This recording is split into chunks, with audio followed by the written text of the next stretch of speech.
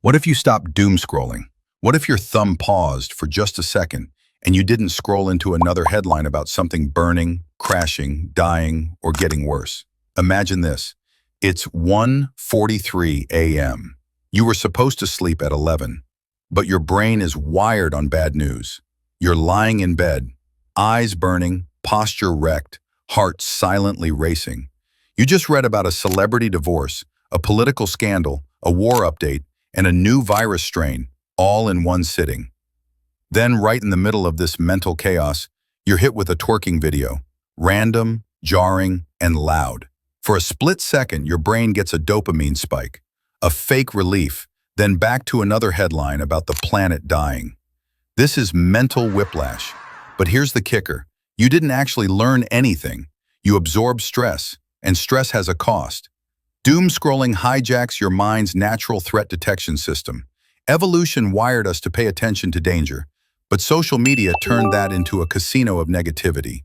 Every swipe is like pulling a slot machine of worst-case scenarios and unnecessary distractions. A humanitarian crisis, twerk. Inflation update, twerk. Earthquake footage, twerk.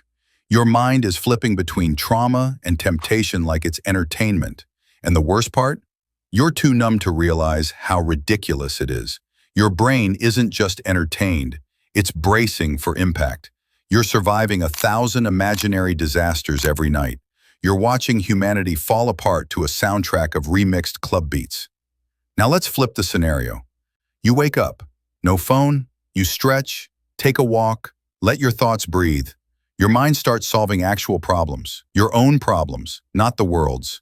You remember an idea you had last week, you write it down. You send that email you've been avoiding. You call someone instead of lurking on their stories.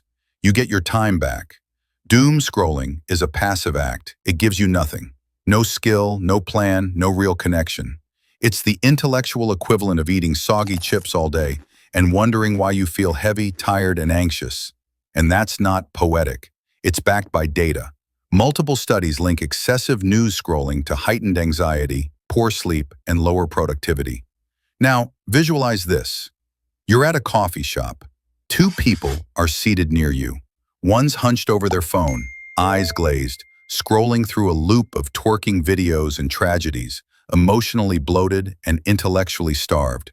Then the other one is sketching, journaling, and brainstorming their next project. Same 30 minutes. Different lives 5 years from now. Cutting doom scrolling doesn't mean ignorance. It means selective intelligence. You read from one verified source once a day. That's it.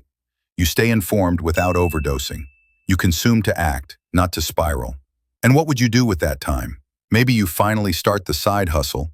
Maybe you learn to cook. Maybe you notice your partner's eyes more.